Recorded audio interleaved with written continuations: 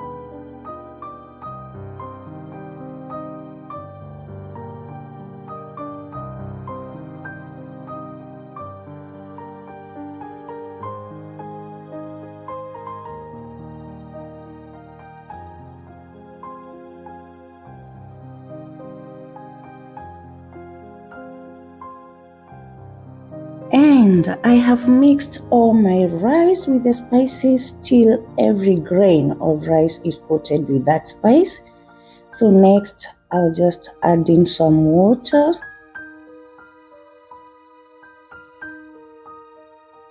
Just trying to level this rice.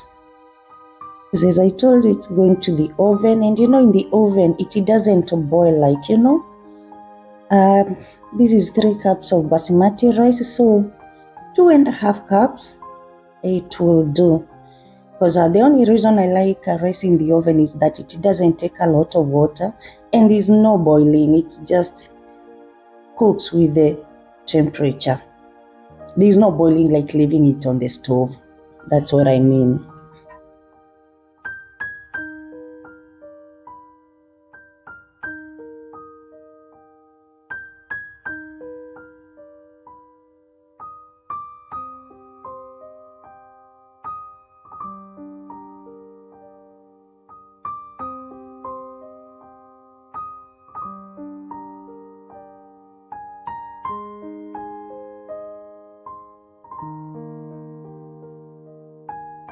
And as you can see, that amount of water will cook that rice. So next, I'm covering it up with foil paper to maintain the heat and to prevent the evaporation of that water, because the water is not much. So I'm relying on that water to cook the rice till it's done.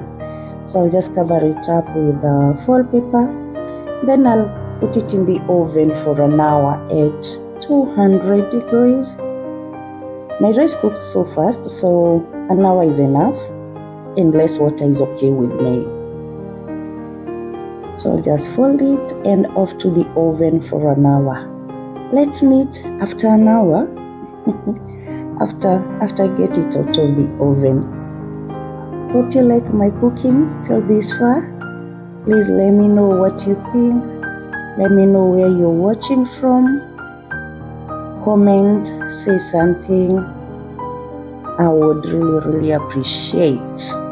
Off to the oven. I'll leave it for an hour. Yes, that's 60 minutes. And voila, an hour is done. Our rice is here. So let's see. This is what I normally call moment of truth.